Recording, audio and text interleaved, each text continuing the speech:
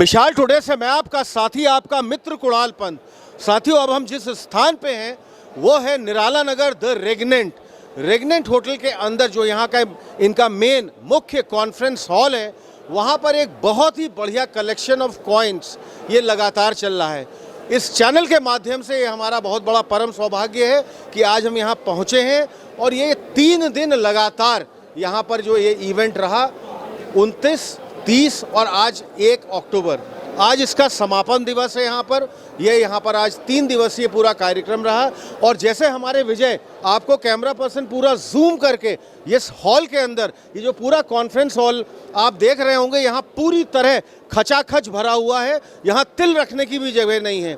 हर counter में, हर stall में मैं देख रहा हूँ कि लोग ही लोग उमड़े पड़े हैं और बहुत अच्छा अपना जो यहाँ का कलेक्शन है, ख़ास तौर पे buy sell exchange old and new coins and notes currency का, यह हमारे लिए इस चैनल के माध्यम से हमारा बड़ा परम सौभाग्य है। हम चाहेंगे विजय, थोड़ा सा अब हम यहाँ पर सामने अपनी मेन स्टोरी पे आते हैं, इसकी कवरिंग पे आते हैं। और हमारा परम सौभाग्य है कि हमारे साथ इस समय हैं अशोक जयराज सिंह जी। अशोक जयराज सिंह जो हैं मेंबर एंड चेयरमैन, दिल्ली से आए हुए हैं यहाँ पर। अशोक जी, थोड़ा सा विस्तार से, मैंने तो आपका परिचय दिया, अपने बारे में थोड़ा सा बताइए।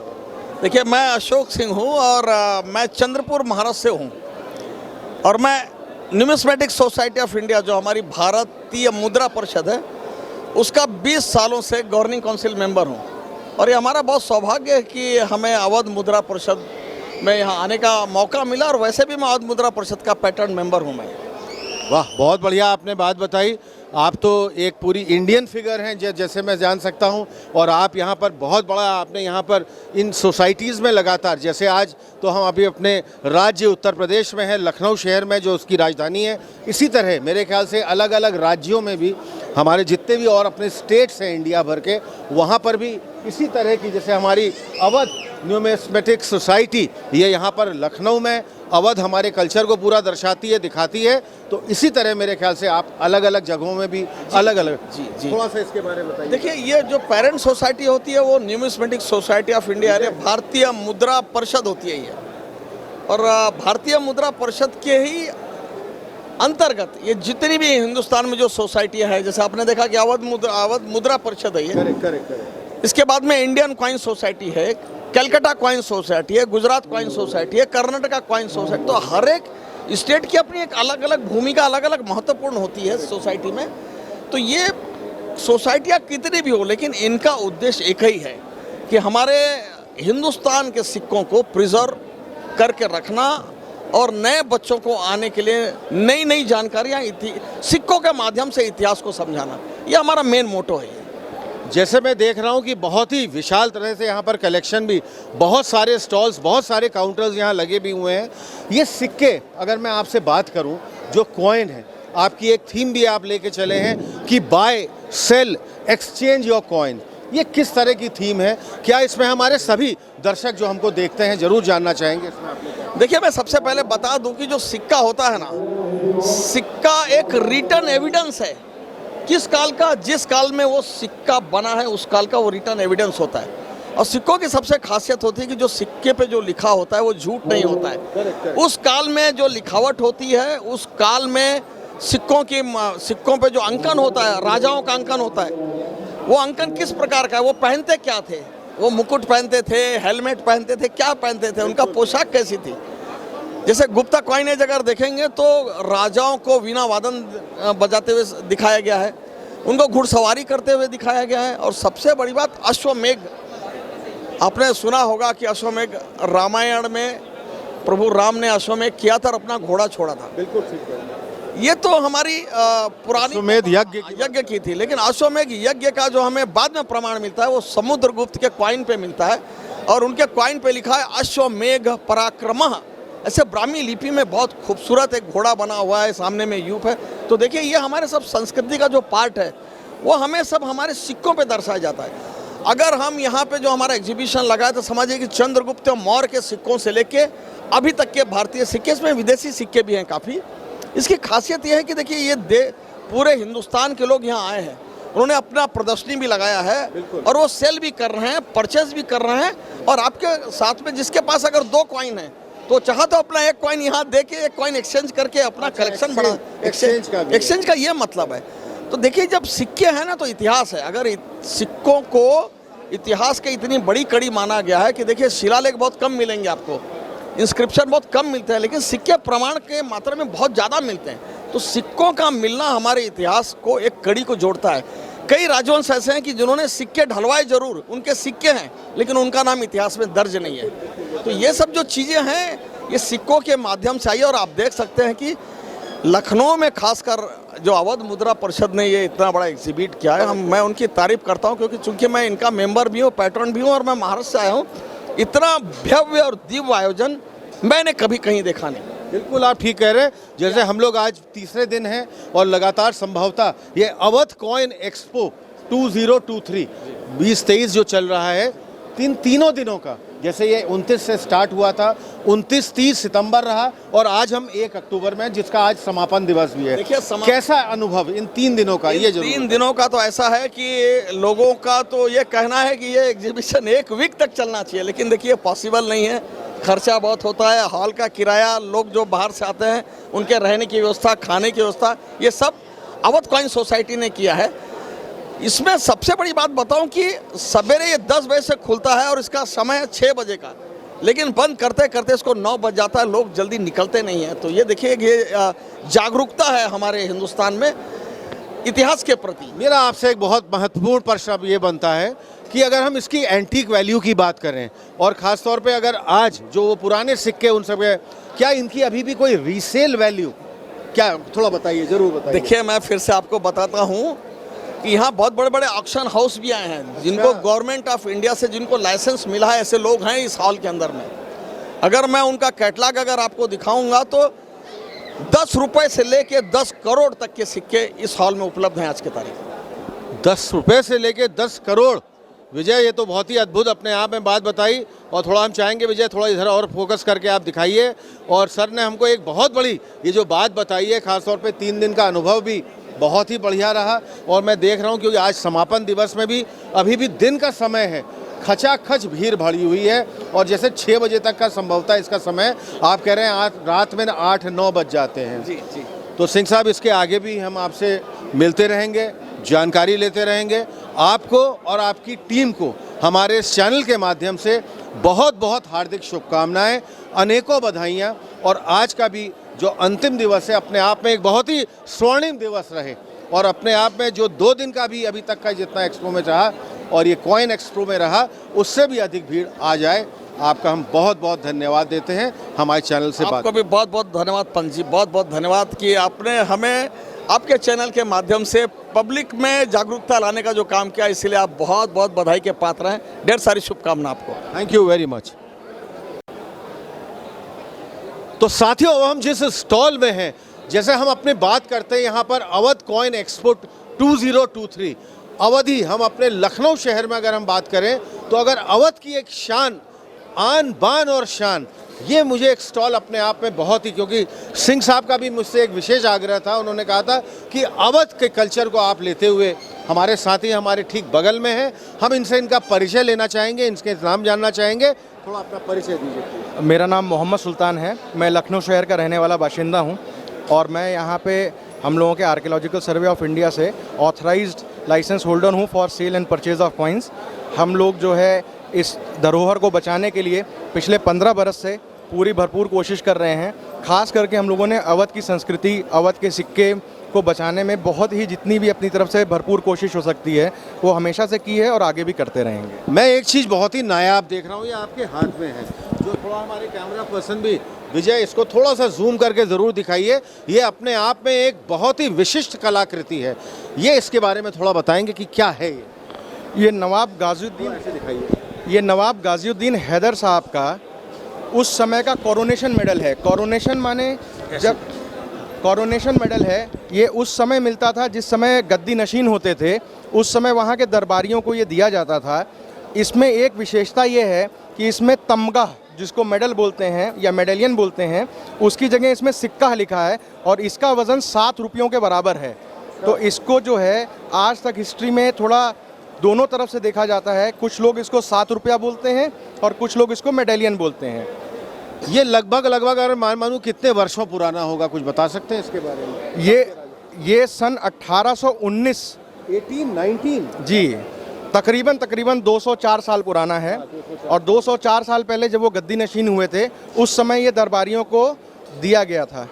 थोड़ा पलट के भी इसको दिखाइए। हाँ, करेक्ट जैसे इस पे मरमेड जो उनका निशान होता था, इसमें कोट ऑफ आर्म्स बने हुए हैं जिसमें 2 मछलियाँ और उसके अंदर 2 शेर तमगा को लिए हुए खड़े हैं, जो उनकी राज सिंहासन होता था। ये उनका जो है शाही चिन्ह था। शाही चिन्ह था। अब मेरा आपसे प्रश्न ये बनता है कि 29, 30 और 1 आज इसका समापन दिवस भी है अवध एक्सपो का 2023। हम आज भी कवरिंग में ये देख रहे हैं, जैसे हमको सिंह साहब ने भी बहुत विस्तार से बताया कि रोज़ लगभग प्रदर्शनी का क्लोजिंग टाइम जो होता है करीब 6 बजे रहता है, लेकिन यहाँ पर इतनी भीड़, इतना तांता बना हुआ रहता है कि 8-9 बजे तक पूरी पब्लिक यहाँ पर इंतज़ार करती है, यहाँ पर रहते हैं और वो जाते ही नहीं है यहाँ से, ये कॉन्फ्रेंस हॉल को छोड़ते ही नहीं है। इतना यहाँ पर उनमें इतना हर्ष, उत्साह, उमंग, उल्लास इतना अधिक भरा हुआ है। मेरा अब आपसे ये प्रश्न है, इसके साथ साथ कुछ और विशेषता मैं देख रहा हूँ, कुछ आपके जो और यूनिक एंटीक जो आपके कॉइन्स में नॉट फॉर ट्रेड भी खैर आपने लिख रखा है, कुछ आप दिखाना चाहेंगे, बताना चाहेंगे? जी, सबसे पहले तो आपको ये बता दूं कि हमारे यहाँ लगभग 2000 साल पुराने सिक्के भी हैं। इसमें कुषाण के, गुप्ता पीरियड के, इसके बाद में आपके जो एंशियंट पूरा कैटेगरी है उसका, Hindu coins of medieval India, इसके अलावा सल्तनत के बाद मुग़ल आए, मुग़ल के बाद राज्य बने जिसमें आपका अवध राज, टीपू राज, भोपाल राज। इसके बाद में जब अंग्रेज़ आए तो उन्होंने ईस्ट इंडिया कंपनी की स्थापना करी। सबसे पहला कॉइन जो ईस्ट इंडिया कंपनी ने बनाया उसमें मुर्शिदाबाद मिंट लिखा हुआ आता है बंगाल प्रेसिडेंसी का, वो इंडिया का पहला मिल्ड कॉइन है, वो भी हम जी, और उसका 99.99% उसमें सोने की प्योरिटी होती है, वो भी हमने यहाँ प्रदर्शित किया है। इसके बाद में अंग्रेज़ों के सिक्के आए और आज जो हमारे चलन में है वो रिपब्लिक के सिक्के हमको देखने को आज भी मिलते हैं। इन 3 दिनों का आपका अपना अनुभव, एक्सपीरियंस कैसा रहा, थोड़ा सा हमारे जरूर जानना चाहेंगे। मैंने ये देखा कि लोगों में बहुत ही ज़्यादा जिज्ञासा, लालसा है हिस्ट्री और इसको संरक्षित करने के लिए। बहुत लोगों ने बहुत उत्साह दिखाया। काफ़ी सारे लोग अपने बिजी शेड्यूल से समय निकाल करके यहाँ आए। उन्होंने लोगों ने चीज़ों को समझा, जाना, क्या कलेक्ट करना चाहिए, कैसे कलेक्ट करना चाहिए, हिस्ट्री क्या होती है। काफ़ी सारी हिस्ट्री हमें कॉइन से मिलती है।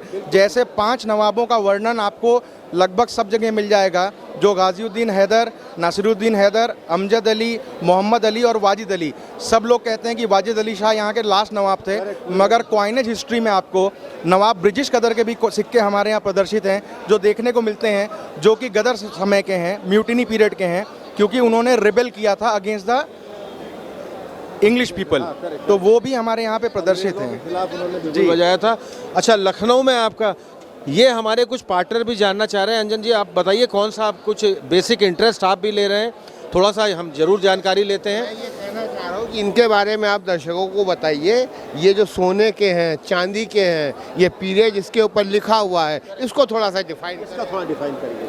देखिए, आपको मैं शुरू करता हूँ। हमारे यहाँ इसको अगर चाहे खोल भी सकते हैं। हाँ, राइट, मैं इसको शुरू करता हूँ। सबसे पहले आप अगर देखेंगे तो कुषाण के सिक्के मैंने यहाँ प्रदर्शित किए हुए हैं।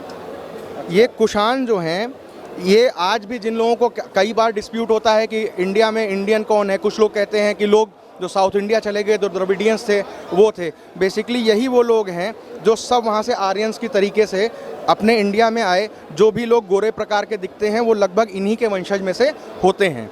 फिर मैं आपको बताना चाहूँगा, जैसे हमारे यहाँ पे आपको भोपाल राज्य की मुद्राएं लगी हुई हैं।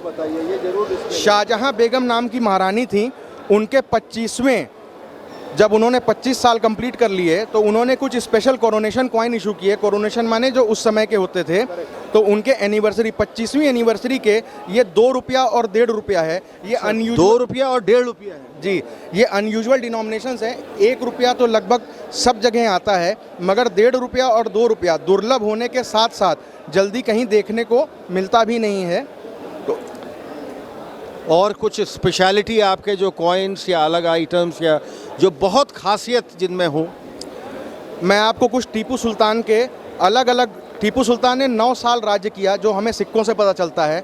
इसमें टीपू सुल्तान के राज्य नंबर 6, 7 और 8 के पटन के सिक्के प्रदर्शित हैं, जो अपने में ही बड़े ही उत्कृष्ट हैं। जितने कलेक्टेबल जहांगीर हैं उतने ही कलेक्टेबल टीपू सुल्तान हैं, और ये आज से नहीं, ये 200 बरस से समझ लीजिए इनके पीछे कलेक्टर्स दीवाने हैं। मैं आपको इसके साथ में एक जहांगीर का भी सिक्का दिखाता हूँ।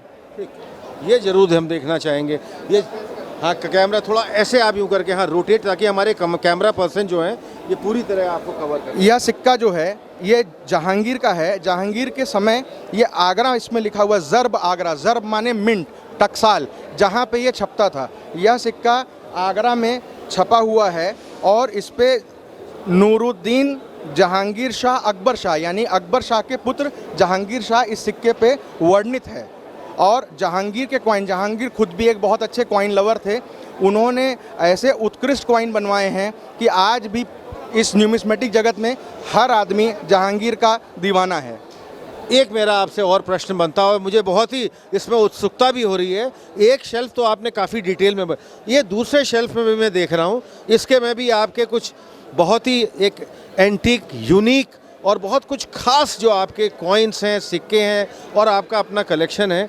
इसको हमको ज़रूर दिखाइए, बताइए। अच्छा, आपने ताला भी थोड़ा इसमें लगा रखा है, हम देख रहे हैं। Very nice, very good. इसके बारे में थोड़ा सा ऐसे आप रखिएगा ताकि हमारे सर, चंद्रगुप्त मौर्य का शौर्य किसी से छुपा नहीं है। ये चंद्रगुप्त द्वितीय का सोने का सिक्का है, और चंद्रगुप्त के सिक्के भी बहुत ही कलेक्टेबल हैं। हमारे इंडियन आर्ट और इंडियन हिस्ट्री में इतने खूबसूरत सिक्के चंद राजाओं ने ही बनाए थे, जिनमें जहांगीर तो काफ़ी बाद में आए, मगर चंद्रगुप्त के सिक्के उस पीरियड से आ रहे हैं हमारे पास। और इसके अलावा मैं आपको प्रदर्शित करता हूँ। करेक्ट, यही हम देखना चाह रहे हैं, क्योंकि ये बहुत खास चीज़ है। सिंह साहब, आप हमको जिस यहाँ पर सेक्शन में लेके आए हैं, ये अपने आप में मैं देख रहा हूँ बड़ा यूनिक, बहुत खास किस्म के यहाँ पर ये समुद्रगुप्ता का राजदंड पकड़े हुए एक सिक्का है, जिसको जेवलिन भी बोलते हैं। जेवलिन माने तो भाला हुआ जी, जैसे जेवलिन थ्रो होती है, मगर वो राजदंड की तरह भी इस्तेमाल होता था जी। तो इसमें आपको समुद्रगुप्त की एक जो है गुप्ता का सोने का एक सिक्का मैं आपको प्रदर्शित कर रहा हूँ, और आपको साथ में मैं आपको एक कुषाण का एक सिक्का आपको दिखाने की चेष्टा कर रहा हूँ, जो कि वासुदेव प्रथम का है। अगर आप दोनों में देखेंगे तो उस समय आहुति कुंड एक विशेष महत्व रखता था। दोनों सिक्के पे आपको आहुति कुंड दिखेगा। क्या बात है जी। जरा मैं चाहूँगा मेरे कैमरा पर्सन विजय भी इसको बहुत बारीकी से, विजय थोड़ा जूम कर लेना इनको, और इसमें जूम करके जूम इन जूम आउट करके इसको, ये आपका बहुत ही, ये भी अपने आप में बड़ा नायाब कलेक्शन है। और ख़ास तौर पे ये तो अपने आप में एक ऐसे कलेक्शन है जो आपने कितने वर्षों पुराने, 500 वर्ष पुराना, 300 वर्ष पुराना, 400 वर्ष पुराना, आपने पूरा एक ऐतिहासिक अगर हम पृष्ठभूमि लें। हाँ, अच्छा, ये आप थोड़ा सा जरूर, जैसे आपको राज्यों के बारे में मालूम होगा, सबको सिंधिया जी के बारे में पता है, ग्वालियर के वो महाराज हैं। अगर आप ग्वालियर राज्य की बात करें तो मैं आपको ग्वालियर के कुछ सिक्के प्रदर्शित कर रहा हूँ। इसमें जयाजी राव, बाईजाबाई और जनकोजी राव, इन तीनों के सिक्के प्रदर्शित हैं, और तीनों के सिक्कों में अलग अलग आपको सिंबल दिखेंगे। इसमें जी लिखा हुआ है, और एक धनुष बाण बना है जो कि ऊपर की तरफ जा रहा है। एक सिक्के में श्री लिखा है, और एक सिक्के में जे लिखा है, और बाण नीचे की तरफ आ रहा है, ताकि लोगों को, ये जो नहीं भी पढ़ सकते थे, उस समय पढ़े लिखे लोग नहीं भी होते थे, वो सिक्का देख करके भी पहचान सकते थे कि किस राजा का यह सिक्का है। बहुत बढ़िया आपने बताई। अब आपने अपना लगभग जितना भी आपका ये इतना यूनिक कलेक्शन है, अपने आप में बहुत ही नायाब, आपका यहाँ पर आपने पूरे डिस्प्ले में, अपने दोनों शेल्फ में, क्या कुछ और बहुत ख़ास चीज़ जो आप ज़रूर फोकस करना चाहिए, दिखाना चाहें, हम ज़रूर कवर करना चाहेंगे उसको भी। हाँ, दिखाइए, बताइए थोड़ा सा हमारे। जब कुषाणों में भी आपस में कुछ फूट हुई, उसमें अलग अलग विभाजन हुआ, उसमें एक हुन प्रजाति थी जो कि गुप्ता और हुन्स में आपको मिलेंगे। उसमें ये कुषाणो ससेनियन का एक सिक्का है जी, ये कुषाणो ससेनियन का सिक्का है, यानी दो संप्रदाएं एक साथ जब रहती थी उस समय। इसका यदि आप साइज़ देखेंगे तो ये 34 mm का बड़ा सिक्का है, आमतौर पे सोना भारी होता है, इतने बड़े सिक्के मिलना ही अपने आप में एक बहुत मुश्किल की बात है। क्या बात है, बहुत बढ़िया। यह आपने तो हमें बहुत ही विचित्र, बहुत ही अद्भुत, बहुत ही अनोखी जानकारी इतनी बढ़िया तरह आपने हमको दी। अब मेरा आपसे एक अंतिम प्रश्न, यहाँ तो हमने आपसे रेगनेंट में मुलाकात कर ली और कितने लोग यहाँ पर लगातार आए। आपका अपना कोई यहाँ लखनऊ शहर में प्रतिष्ठान, आपका कोई सेलिंग पॉइंट भी जहाँ से आप अपनी रेगुलर सेल्स वगैरह भी करते हैं, कहाँ पर है? पूरा अपना पता हमारे सभी दर्शकों तक ये जाए, हम जरूर चाहेंगे पूरा अपना पता दीजिए। जी, हमारी रजिस्टर्ड रेपोजिटरी 1/42 विराट खंड गोमती नगर में है। 42 विराट खंड गोमती नगर में है, जो कि जयपुरिया वाली स्कूल वाली मेन रोड पे है। और हमारे यहाँ पे मिलने का समय सुबह 10 बजे से लेके शाम 6 बजे तक होता है। एक निवेदन है, यदि कोई व्यक्ति आना चाहता है तो अपॉइंटमेंट लेके आए, ताकि मैं उसका भी समय नष्ट ना हो और मैं उसे पूरा समय आप उसको दे सकूं, ताकि उसको कोई भी हमारे से निराशा ना हो। ये आपने बहुत बढ़िया बात बताई, ये था। और आपने काफ़ी अपना जो है इसको प्रमोशन इनपुट्स वगैरह भी काफ़ी अपने आपने कार्ड्स वगैरह भी यहाँ सामने लगा दिए। ये हाँ, करेक्ट, ये हम बिल्कुल, ये थोड़ा सा विजय, इसको भी आप ऐसे दिखाइएगा। और हम इनसे लगातार, इनके प्रतिष्ठान भी कभी चलेंगे, हम लोग गोमती नगर आएंगे, आपसे बात करेंगे आगे, ठीक है? ज़रूर बात करेंगे। हमें आपका कलेक्शन बहुत अच्छा लगा। हमारे इस चैनल के माध्यम से, मिसाल टुडे के माध्यम से आपको बहुत बहुत हार्दिक शुभकामनाएं, अनेकों बधाई, और हमसे बात करने के लिए आपका बहुत बहुत धन्यवाद साहब, धन्यवाद, बहुत बहुत कोटि धन्यवाद। तो साथियों, हमारा एक परम सौभाग्य है कि जो हमारे साथ ठीक साथी हमारे बगल में बैठे हैं, ये अपने आप में एक ऐतिहासिक वो हैं, क्योंकि he is PhD in numismatic coins में he has done his doctorate. ये हमारे साथ, ये इसमें एक PhD जो इनकी डॉक्टरेट है, ये अपना स्वयं परिचय अपने आप देंगे। ये भी स्वयं मुंबई से आए हुए हैं। हम इनसे इनका परिचय जानना चाहेंगे, इनसे इनका इंट्रोडक्शन लेंगे। और अयोध्या पंचमार्ग एक बहुत बड़ा जो विषय बना हुआ है, इसमें हम इनसे थोड़ा बात करना चाहेंगे। सर, अपना आप थोड़ा परिचय दीजिए, अपने बारे में बताइए। जरूर। मेरा नाम डॉक्टर दिलीप राजगौर है, मैं मुंबई से हूँ। दिलीप राजगुरु? राजगौर। अच्छा, राजगुरु होते हैं गुजरात में राजगौर कहते हैं। You are Dilip Rajgaur, right. तो सिक्कों पे मैं कुछ स्टडी भी करता हूँ, कुछ आर्टिकल्स लिखते हैं, कभी कुछ समझ पड़े तो किताबें भी लिख देते हैं। तो इस तरह छोटा मोटा काम करते हैं। तो इस तरह छोटा मोटा कुछ रिसर्च करता रहता हूँ, उसमें कुछ किताबें भी लिखी हैं मैंने। और जहाँ तक अयोध्या पंचमार्ग की बात करते हैं, तो पंचमार्ग जो भारत के जो सबसे प्राचीन सिक्के होते हैं, उनको पंचमार्ग, मॉडर्न टर्म पंचमार्ग सिक्के कहते हैं। सबसे प्राचीन उस वक्त उसको कालशापन कहते थे, विंशतिक कहते थे। और जब भगवान बुद्ध के समय में भारत के 16 महाजनपद थे, मतलब कि 16 ऐसे गणतंत्र राज्य थे भारत के, जो अलग अलग कंट्रीज़ थे। उसमें मल्ल था, काशी था, कौशल था। इसी तरह अयोध्या के भी एक बहुत बड़ा एक राज्य रहा था। लेकिन अब तक ये हुआ था कि अयोध्या के जो सिक्के कितने पुराने हैं, इसकी जानकारी नहीं मिल रही थी। लेकिन मैंने जब किताब लिखी 1991 में, जब मैं यहाँ लखनऊ म्यूज़ियम में आया था, यहाँ पर ही, तो उनके कलेक्शन में भी कुछ सिक्के हैं। और वो सारे सिक्के, करीबन 15 से 17 सिक्के थे, ये सारे सिक्के अयोध्या से मिले थे। और ये इतने अलग प्रकार के, एक डिफरेंट वैरायटी के सिक्के हैं कि इस तरह के सिक्के अयोध्या के अलावा और कहीं नहीं मिले हैं। अच्छा, तो ये स्पेशल अयोध्या, जिसको हम अयोध्या फैज़ाबाद कहते हैं, वहाँ के सिक्के हैं। मेरा आपसे अब यहाँ एक बड़ा प्रमुख प्रश्न ये बनता है, अगले वर्ष रामलला का हमारा बहुत भव्य मंदिर तैयार होके, और संभवतः उसका जनवरी में ही जो है उसका वहाँ पर उद्घाटन भी हो जाएगा। तो क्या ये सिक्के वहाँ पर भी एक म्यूज़ियम भी शायद बनने वाला है, वहाँ पर भी कुछ रखने का प्रावधान ऐसा कुछ बन रहा है या कोशिश? अच्छा, आपने बात कहा कि इसमें दो चीज़ें हैं। एक तो ये है कि अयोध्या के जो पंचमार्ग के सिक्कों की बात कर रहा हूँ, तो इस तरह के कुछ सिक्के हमारे अशोक सिंह ठाकुर जी हैं, ऐसे जो सीनियर कलेक्टर्स हैं, उनके किसी के कलेक्शन में भी हैं।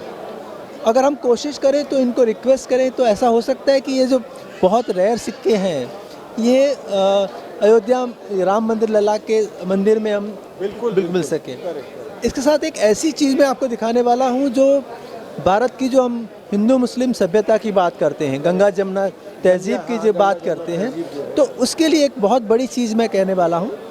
ये हाल ही में परसों ही इसको ऐसे दिखाइएगा ताकि हमारे कैमरा पर्सन भी यहाँ। तो हाल ही में परसों ही यहीं पर ये किताब का विमोचन किया गया है। बहुत बढ़िया बात है। श्री ये हंसराज आप ही के द्वारा। अच्छा, जी मेरी ही लिखी किताब है। हंसराज अहीर जो एक्स होम मिनिस्टर हैं उन्होंने इसको रिलीज़ किया था। और ये जो सिक्के हैं ये मुग़ल राजा जो थे, बाबर तो हमें पता ही है, तो बाबर से लेके अकबर तक के सिक्कों पर ये किताब बनाई गई है। और अकबर ने एक ऐसा सिक्का बनाया है जो इतिहास में हिंदू और मुस्लिम सभ्यता के लिए बहुत बड़ा एक सीमा चिन्ह जिसको हम कह सकते हैं। अकबर के जब 50 साल पूरे हुए तो उसने उसकी सेलिब्रेशन में कुछ नए प्रकार के सिक्के बनाए थे। उसमें एक सिक्का उसने ऐसा बनाया जिसमें एक तरफ तो वो पूरी उर्दू में या पर्शियन में लिखा हुआ है, इलाही का महीना लिखा है, वो सारी चीज़ें हैं, लेकिन उसके दूसरी तरफ जो उसने लिखा है वो बहुत बड़ी चीज़ है जो किसी को मानने में भी नहीं हो सकती है। आज हम इस्लाम की बात करें तो इस्लाम में ये है कि भाई आप किसी भी जीवित वस्तु का चित्रण नहीं कर सकते हैं, आप मोहम्मद साहब का फ़ोटो नहीं बना सकते हैं, उनका कोई स्केच नहीं बना सकते हैं। इसी तरह कोई भी जीवंत वस्तु जैसे वो बुद्ध कहते हैं या मूर्ति कहते हैं उसका आप चित्रण नहीं कर सकते। लेकिन यह एक ऐसा ही इतिहास की जो कैसे चीज़ आप है, थोड़ा सा इसको हाईलाइट जरूर करें। लेकिन ये इतिहास की एक ऐसी चीज़ है जो अब तक लोगों को पता नहीं थी। और ये इस पे मैंने कुछ रिसर्च की है और इसमें बताऊं मैं आपको। अच्छा, ये जो आप अपने पेज कहाँ कर दिखा भी रहे हैं और कुछ पर्टिकुलर पेज भी शायद आपका अभी देखिए ऐसे ऐसे यहाँ देखिए, तो ये जो सिक्का है ये सोने की हाफ मोहर है, अर्ध मोहर है। इस पे इलाही 50 लिखा है और नीचे फरवरदीन महीने में जो पर्शियन मंथ है फरवरदीन, उसमें यह सिक्का बनाया गया था। लेकिन इस सिक्के की जो सबसे महत्वपूर्ण बात है वो यह है, यहाँ पर आप देखेंगे कि एक पुरुष और एक स्त्री चलते हुए जा रहे हैं और पुरुष के हाथ में धनुष बाण है। तो ये उन्होंने राम और सीता का सिक्का बनाया है। तो आप मान नहीं सकेंगे एक मुस्लिम राजा जो बाबर का वंशज है, अकबर है, उसने अपने सिक्कों पर भगवान राम और माता सीता को स्थान दिया है। अब ये भी होता है कि कई लोग कहेंगे भाई ये तो कोई भी हो सकता है, राम और सीता ही क्यों हैं, तो ये बात भी हुई। तो उसने ये कहा कि भाई इसमें राम सीता लिखा हुआ नहीं है, तो उसने दूसरी तरह के सिक्के बनाए जिसमें यहाँ पर उसने लिखा है राम सिया।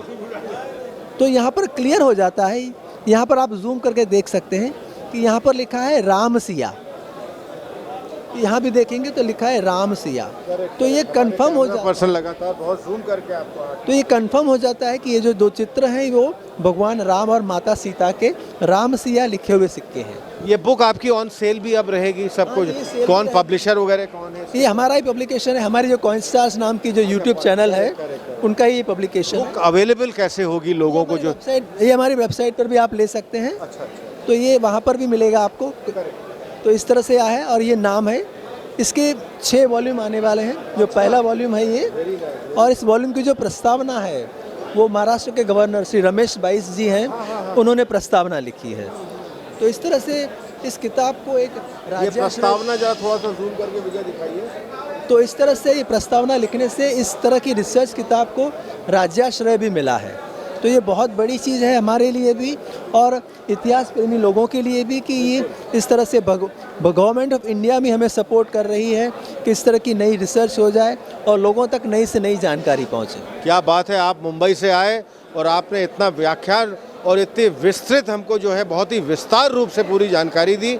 आपकी ये बुक भी जो corpus of Mughal coins of India, हमारे कैमरा पर्सन लगातार हम चाहेंगे कि आपकी बुक सेल वगैरह भी बहुत अच्छी रहे और आपका अनुभव भी बहुत अच्छा यहाँ का रहा है।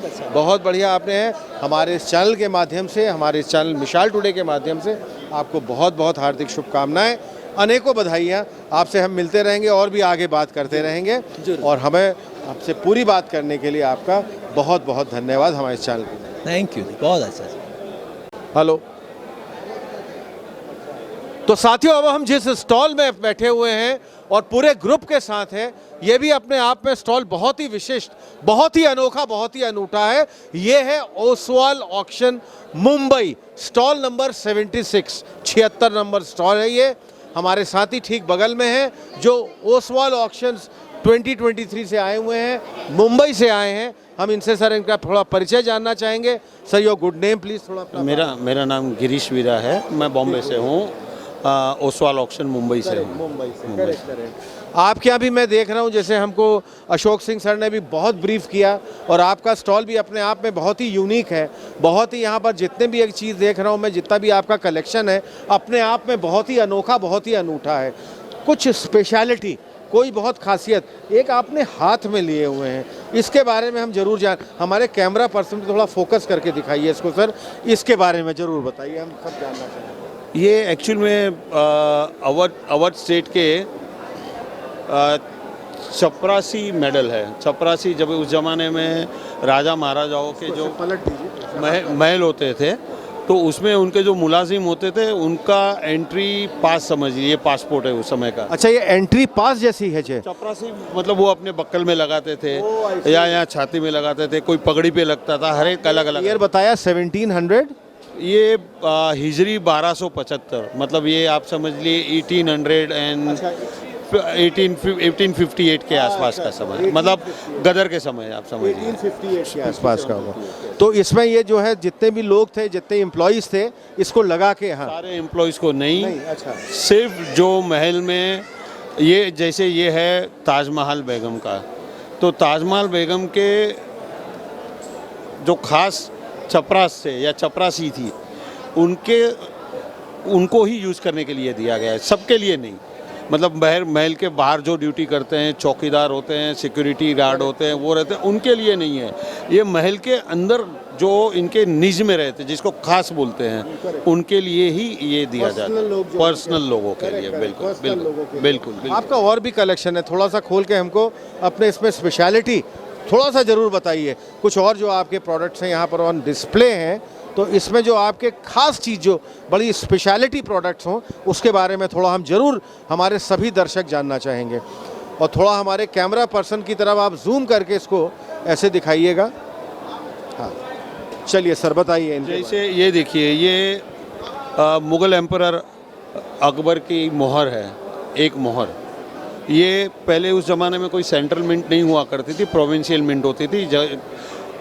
जैसे यहाँ पे आगरा है, आगरा कैपिटल थी, मतलब अकबर ने तो अपनी कैपिटल फतेहपुर सिकरी की थी, पर उसके पहले इनकी कैपिटल आगरा हुआ करती थी। तो ये सिक्का है जिस पे अकबर का नाम पूरा लिखा हुआ है, और मिंट का नाम, मतलब किस जगह पे ढाला गया, वो लिखा गया है दारुल खिलाफत आगरा, मतलब खिलाफत का जो सीट है वो आगरा, उस जगह पे ये सिक्का ढाला गया था, उसकी डिटेल इसमें है। दूसरा ये जो है, ये टीपू सुल्तान, जो मैसूर के टीपू सुल्तान थे, उनका सिल्वर का ये डबल रुपी है। ये सिक्कों की विशेषता ये है कि ये सिक्के सारे टीपू सुल्तान, क्योंकि अपने कॉइनेज के बारे में बहुत ही ज़्यादा वो कॉइन के बारे में समझते थे, और उनको अपने कॉइनेज के बारे में बहुत ही ज़्यादा वो ध्यान रखते थे। तो उनके जो मिंटिंग के जो मास्टर्स थे, जो मिंट मास्टर थे, वो उन्होंने सारे मोस्टली फ्रेंच मिंट मास्टर हैं वो किए थे। तो टीपू सुल्तान के कॉइन की खासियत ये होती है कि जो highly skilled European mint master थे, तो उस हिसाब से उसकी कॉइनेज बड़ी सुंदर और कलेक्टरों में बहुत ही ज़्यादा पॉपुलर है। इनमें बहुत ज़्यादा पॉपुलर थी, आपने बताया। और ख़ास तौर पे अगर ये मैं इसके थोड़ा सेल वैल्यू की भी बात करना चाहूँ, तो ये किस आपकी रेंज में यहाँ पर, क्योंकि ख़ास तौर पे ये पूरी प्रदर्शनी 3 दिन की जो ये चल रही है, थोड़ा सा एक प्राइस बैंड आप जो बताना चाहें, जो ये आपके ऊपर है। सर ऐसा है, प्राइस रेंज मैं नहीं बता सकता हूँ। प्राइस रेंज क्या है, खाली सनसनी फैलती है और उससे कोई फ़ायदा नहीं होता है, लोगों का नुकसान होता है। अच्छा, इस बारे आप इसको थोड़ा सा अपना सीक्रेट ही अभी रखना चाहते हैं? कोई सीक्रेट नहीं है, वेरी एकदम ओपन है। जिनको जानना है वो हमारी वेबसाइट पे सब लिखा हुआ रहता है, वहाँ जाके वहाँ स्टडी कर सकता है। हमारा बोलना ठीक नहीं होता है। जिनको भी जानकारी चाहिए, असल जानकारी चाहिए, वो जाएंगे सारे ऑक्शन हाउसेस इंडिया में जितने हैं, उनकी सब वेबसाइट है, वहाँ पे उनके दाम लिखे हुए रहते हैं, और किस भाव में लिखा बिका वो भी लिखा हुआ रहता है। तो सारी जानकारी ऑनलाइन अवेलेबल है ही, ऑलरेडी फ्री अवेलेबल है, तो जिनको स्टडी करना है वो कर सकता है। मेरा आपसे अंतिम प्रश्न, my last question to you is, हमारे इस उत्तर प्रदेश की राजधानी, आप मुंबई से आए हमारे लखनऊ शहर में, 3 दिन का आपका लखनऊ का और इस एग्जीबिशन ये जो पूरा यहाँ पर जो है अवध कॉइन एक्सपो 2023 चल रहा है, कैसा आपका अनुभव, आपका एक्सपीरियंस कैसा रहा, हमारे सभी दर्शक जरूर जानना। देखिए, ये अवध न्यूमिज्मेटिक सोसाइटी द्वारा ये 4th एग्जीबिशन है। हम लोग पहले से ही जुड़े हैं। अशोक जी है, ये मेरे मित्र है डॉक्टर दिलीप राजगौर, जिन्होंने कॉइन के ऊपर PhD किया है। इनका भी YouTube चैनल है कॉइन स्टार नाम के, और लोगों को सही जानकारी मिले वही हमेशा कोशिश रहती है इनकी भी। तो हम लोग ये पहले एग्जीबिशन से ही जुड़े हुए हैं। लखनऊ ऑफ कोर्स यूपी की, उत्तर प्रदेश की राजधानी है, बहुत मॉडर्न सिटी है, और उत्तर प्रदेश इतना बड़ा राज्य है कि शायद इंडिया के 5-6 राज्य मिलके भी जितनी पॉपुलेशन नहीं है उतनी पॉपुलेशन उत्तर प्रदेश की है।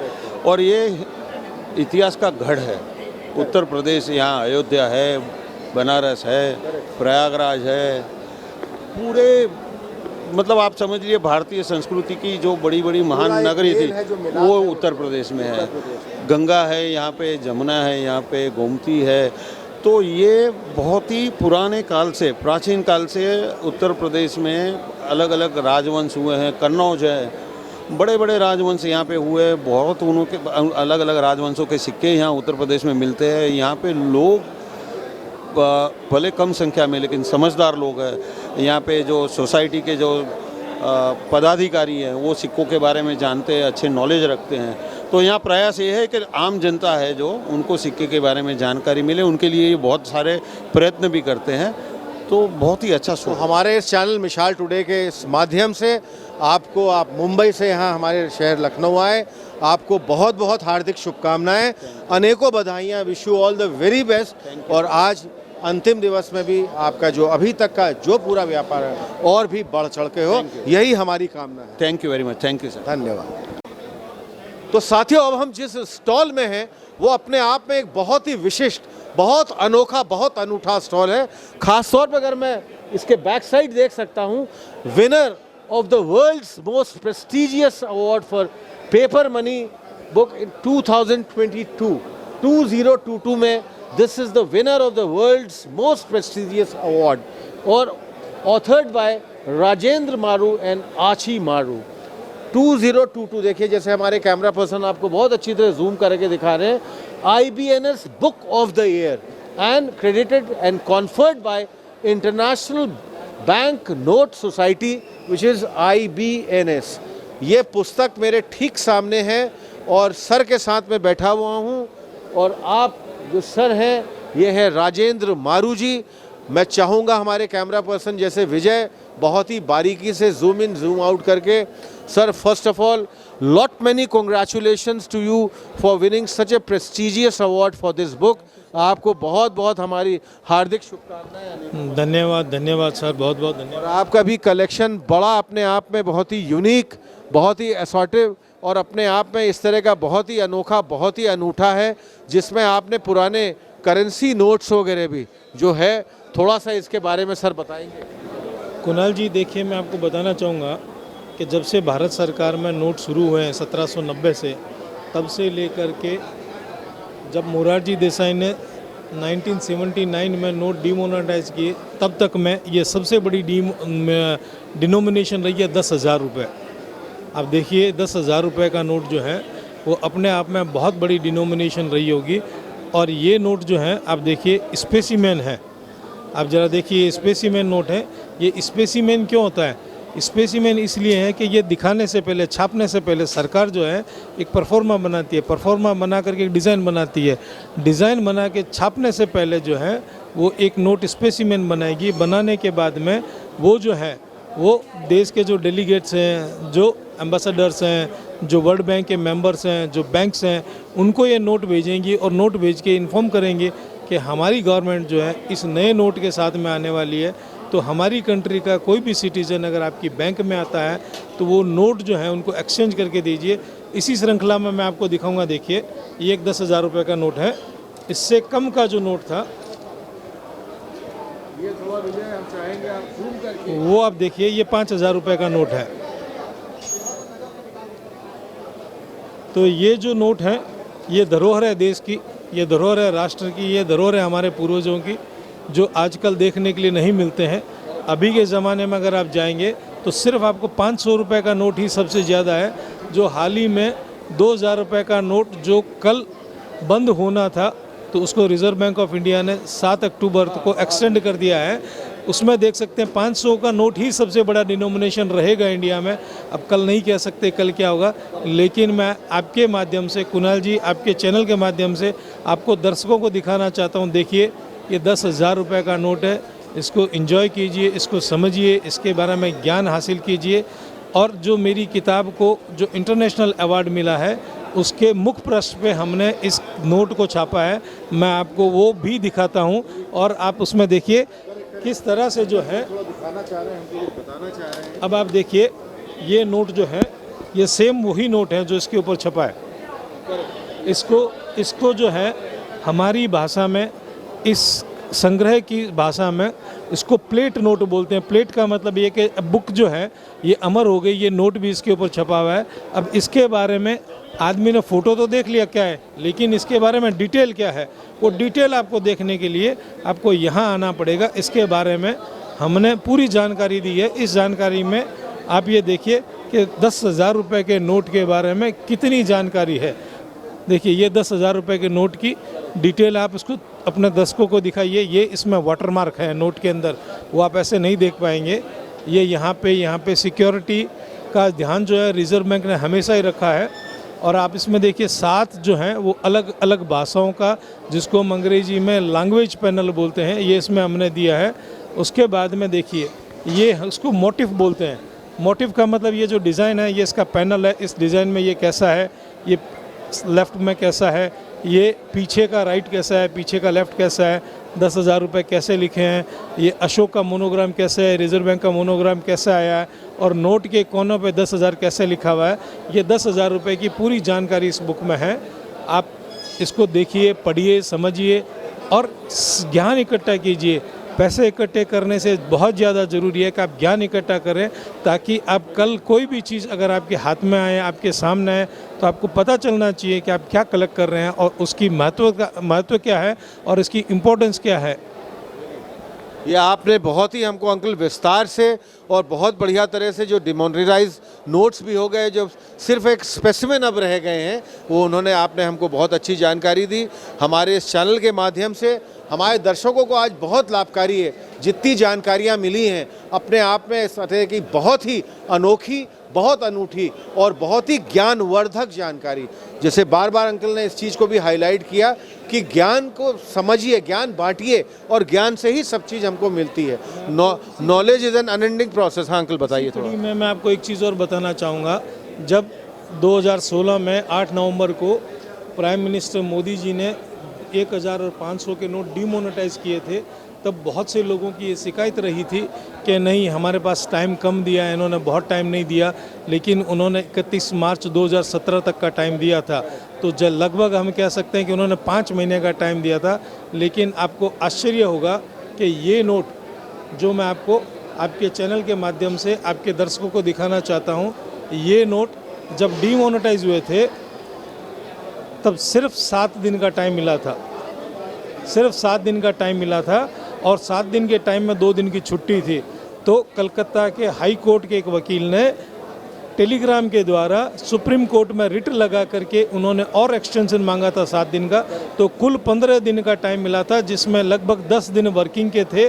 तो अभी हम ये देख सकते हैं कि पहले की सरकार ने जब नोट डिमोनेटाइज हुए थे तो उनको चेंज कराने के लिए कितना टाइम दिया, और अभी जब जो सरकार ने 2016 में डिमोनेटाइज किया तब कितना टाइम दिया, और अभी 2000 को चेंज करने के लिए और जमा करने के लिए कितना टाइम दिया। तो समय के हिसाब से चीज़ें परिवर्तित होती जा रही है। कुछ सरकार की नीतियां हैं, कुछ पॉलिसीज़ हैं और कुछ समय की मांग है। अंकल, आपने बहुत ही विस्तार से, बहुत विस्तृत रूप से हमको पूरी जानकारी दी। हमारे लिए खुद भी आज यहाँ पर समझने, जानने के लिए बहुत कुछ आज हमको मिला, और हमने बहुत ज्ञान आप लोगों से भी यहाँ पर आज लिया। हमारे इस चैनल के माध्यम से, हमारे चैनल के आपको बहुत बहुत हार्दिक शुभकामनाएं, अनेकों बधाइयाँ। Wish you all the very best. हम अंकल से आपके आगे भी कहीं ना कहीं मिलते रहेंगे, बात करते रहेंगे। तब तक से हमारी बात करने के लिए आपसे बहुत बहुत धन्यवाद। Thank you. तो साथियों, जैसे आपने देखा, coin exhibition at Aurum hall, ground floor, the Regnant, Nirala Nagar. हमने बहुत विस्तार से, बहुत विस्तृत यहाँ की पूरी हमने आपको यहाँ की रिपोर्टिंग दिखाई, पूरी कवरेज की, और ख़ास तौर पे जो ये न्यूमिस्टिक सोसाइटी का ये कॉइन एक्सपो यहाँ पर 2023 ये जो चल रहा है, हमने बहुत विस्तार से यहाँ पर स्टॉल्स में भी जाके कई लोगों से जो बहुत अलग अलग जगह से यहाँ हमारे इस शहर लखनऊ आए हुए हैं, कोई मुंबई से थे, कोई बेंगलुरु से थे, अलग अलग जगह से आए हैं, हमने बहुत विस्तार से आपकी बात करी। अब मैं यहाँ से आगे हम लोग चलते हैं, कुछ और अपने इवेंट्स कवर करते हैं। मैं आपका साथी, आपका मित्र कुणाल पंत, अपने कैमरा पर्सन विजय और हमारे मैनेजिंग एडिटर अंजन दास जी के साथ द रेगनेंट, निराला नगर, लखनऊ से।